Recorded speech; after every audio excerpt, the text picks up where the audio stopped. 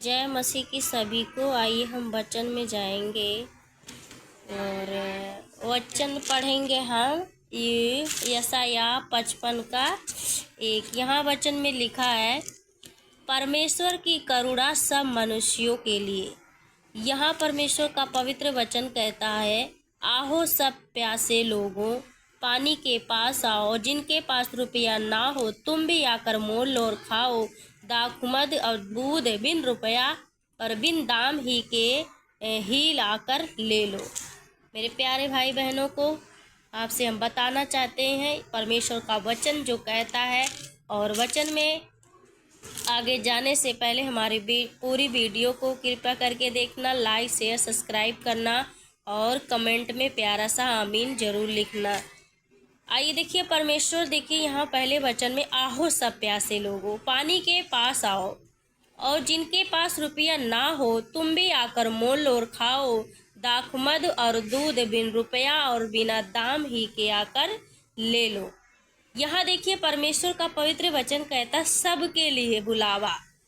पहली बात सीखेंगे कि सबके लिए बुलावा है। यहाँ परमेश्वर बुला रहा, सबको बुला रहा है, ठीक है, ना कि केवल अमीरों या योग्य लोगों को जो प्यासे हैं, यानी जिनके जीवन में खालीपन, प्यास या शांति की कमी है, वे उसके पास आ सकते हैं। ठीक है, सब आ सकते हैं, यहाँ सब के लिए है। ठीक है, दूसरी बात सुनेंगे, मुक्त का अनुग्रह। यहाँ मुक्त का अनुग्रह हम यहाँ देखो, यहाँ बिना दाम के, तो यहाँ इसका मतलब है मुक्त का अनुग्रह। परमेश्वर कहता है कि बिना मूल्य के आओ।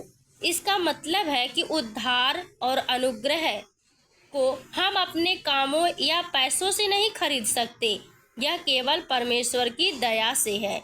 देखिए, हम शांति जो है, खालीपन है, अनुग्रह, वो हम पैसे से नहीं खरीद सकते, इसे परमेश्वर दे सकता है। ठीक है, तीसरी बात हो दाखमद। यहाँ हम दाखमद, देखो लिखा ना है, दाखमद के बारे में सीखेंगे। दाखमद और दूध, ये देखिए, ये प्रतीक है खुशी, आनंद और जीवन संपूर्णता। परमेश्वर का वचन और उसका उद्धार ही सच्ची तृप्ति देता है। ठीक है, हमें देखिए यहाँ परमेश्वर का वचन कहता है खुशी। दाखमद का मतलब दूध का कि खुशी, जो संपूर्णता परमेश्वर के वचन से हमें मिलता है। ठीक है, और तीसरी बात कि हमारे लिए शिक्षा, ये हमारे लिए शिक्षा है। परमेश्वर का जो वचन हमें शिक्षा, हमें ज्ञान देता है कि जब हम आत्मिक प्यास लगे, शांति, प्रेम, क्षमा की, तो हमें संसार के पीछे नहीं दौड़ना है चाहिए, बल्कि यीशु के पास आना चाहिए। प्रभु हमें मुक्त में अपनी कृपा, क्षमा, आशीष देता है। वह हमें विश्वास और आज्ञाकारिता के साथ उसके पास आना। भी हमें क्या करना है, हमें आज्ञाकारिता में बने रहना। आज्ञाकारिता हम के पास हमें देखिए परमेश्वर के साथ आना, जो हम उसकी आज्ञाओं को मान सके, उसके वचन को हम मान सके जो वो उसका वचन कहता है।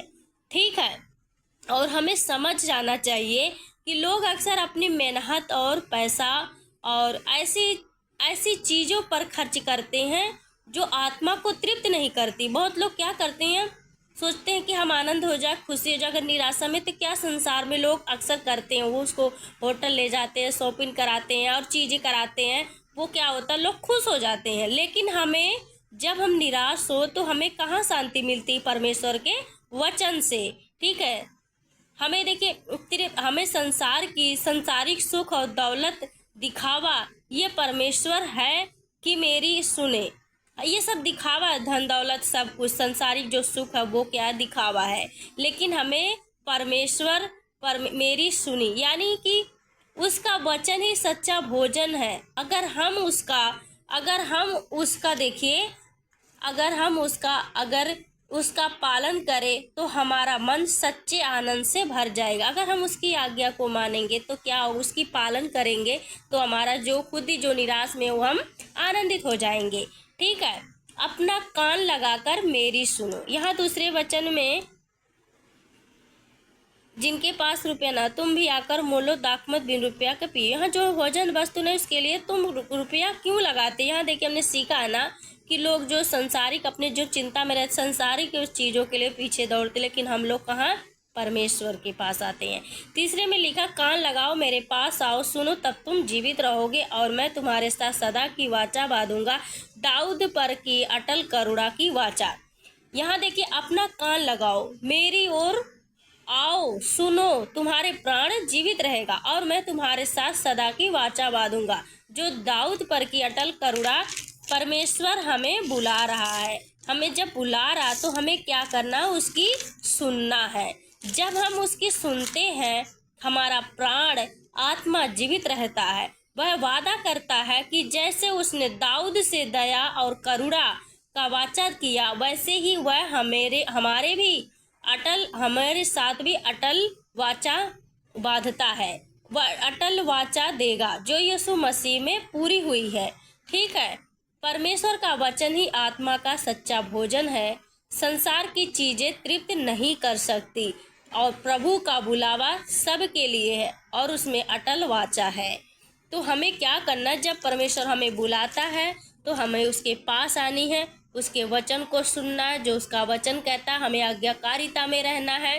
तीन बातें इस 3 वचन में पहले में हम सीखेंगे। देखिए, परमेश्वर का वचन ही आत्मा का सच्चा भोजन है। दूसरी बात जो भोजन वस्तु में है कि संसार की चीजें देखिए तृप्त नहीं कर सकती। तीसरे में यहाँ कान लगाओ कि प्रभु का बुलावा सबके लिए है और उसमें अटल वाचा है। तो हमें ये मेन चीजें हैं। तो आप इस वचन को याद रखें, परमेश्वर के वचन में बने रहें। मैं आशा करती हूँ कि आप सबको अगर ये वीडियो आपको सबको अच्छा लगा हो तो कमेंट में ज़रूर आमीन लिखें। जय मसीह की। ऐसे मैं और वीडियो आप सबके साथ लाती रहूँगी। जय मसीह की।